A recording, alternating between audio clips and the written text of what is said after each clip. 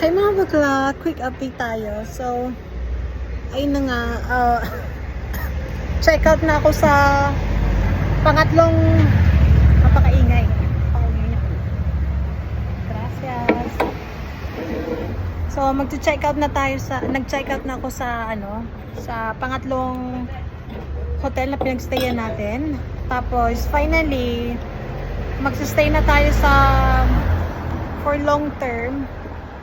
So, magbabayad ako ng advance and deposit. Tapos, napakamahal doy. Kung sa Madrid ay 500 ang kailangan mo, 300 to 500, dito doy 700. Pero napakaganda naman. Bilang peg niya doy. Tapos sa front ng front beach. And meron tayong pool. Ganun kasyala tayo, day.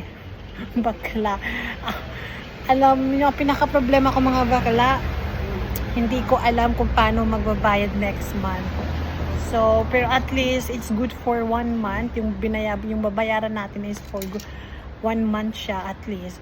Kasi pag nag-hotel tayo mga bakla ng 1 month, same lang din ng price. Same lang din ang babayaran natin, pero at least doon ay babayaran natin half, tapos may half na deposit. So yung deposit tayo, makukuha natin yun pag gusto natin umalis sa lugar na yun, or kung gusto nilang i-terminate yung place. But first, we have to read the contract, terms and conditions, everything about sa deposit, and also mag-take tayo ng video so that in case hindi nila kunin yung 700 euro dahil kasi napakalaki nun. So pwede natin yung kunin pag umalis na tayo sa lugar na yun. But importante mapag-stay tayo for 1 month, and yun, mag-collect tayo ng pera at least, pero meron naman magbabayad monthly sa natin.